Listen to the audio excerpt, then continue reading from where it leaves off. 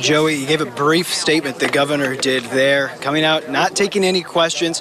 I essentially tried to ask him what's at the heart of this entire situation. Did he take a photo of his mistress back in 2015? He didn't respond to any of the questions as he left the courthouse steps here. Melissa, just a couple minutes ago, I asked his policy director, Will Scharf, who passed me right here, if he had anything he wanted to say.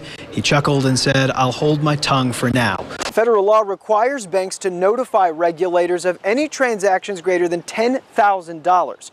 But people in the industry tell me that each individual bank has its own threshold for notification. That would stop would-be criminals from going from bank to bank to bank in order to avoid detection. A week ago, the City Council agreed to move the minimum wage for city workers up to $15 an hour next year. It's for full-time employees. So I set out to determine which departments and divisions had the most workers under that amount. After analyzing the numbers, I found just 22% of all Columbia's employees' salaries are at or above that point. That surprise you? No,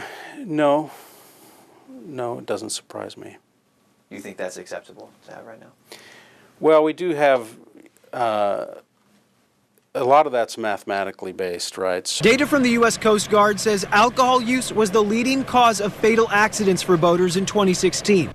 Over the last 5 years, Missouri has averaged 15 deaths per year on the water. It trails only Tennessee in that category compared to each state it borders. If everyone obeys the rules of the lake, it could be safer.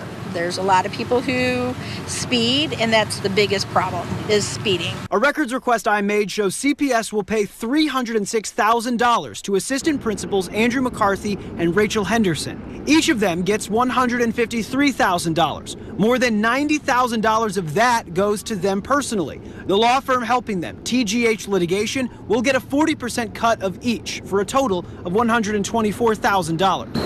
And Joey and Ashley, trash workers will get a $2 an hour raise. A new minimum wage for all city workers now set at $15 an hour, and a 45-cent an hour raise for all city employees. Just a few of several different pay plan options that they approved tonight. For those complicated rescues, like in Thailand, where divers had to go under the water, Westhoff admits his agency can't do it alone. Do you have any diving equipment that you take with you? We do not have divers. If we get into a situation where we have to do diving, we'll communicate with the Missouri Highway Patrol and their water division. He wanted to see how the NTSB's newly released details matched up to what we know about the inclement weather last Thursday night. According to the agency, the boat's captain and driver got on the empty boat at 6:27 p.m.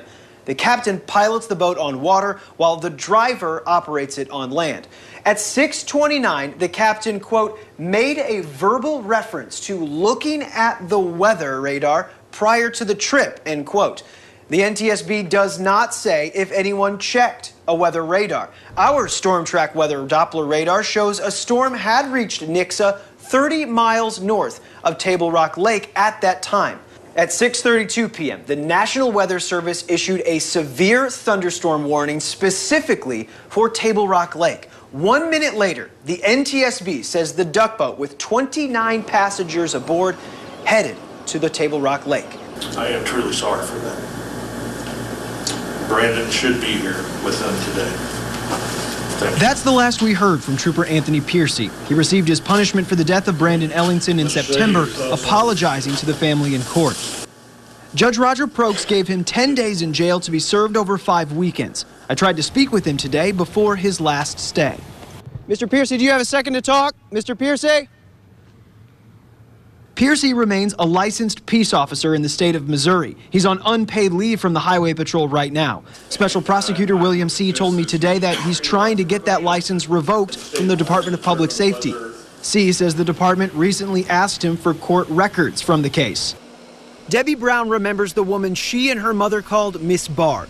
Brown's mother was good friends with 77-year-old Barbara Berry at Parkside Manor. The two were nearly always by each other's sides, sharing breakfast, lunch, and dinner. I brought a big old thing of Chinese food because my mom loves Chinese. So they were sitting there, and next thing you know, all of it's gone. Between the two of them, actually that was 2 weeks prior to everything. Everything happened March 23rd when Columbia police and medics came to Parkside Manor for a death. A police report I requested shows Parkside Manor staff found Barry unconscious in a whirlpool tub. The medical examiner ruled the cause of her death a drowning and that a possible heart condition contributed to it. A state inspection cited Parkside Manor for not having federally required alarms by the tub. Brown says nursing homes across the state should look into safety measures for bathrooms like alarms or microphones. My mom has fallen. I'm sure there's other residents have fallen. There needs to be some kind of audio.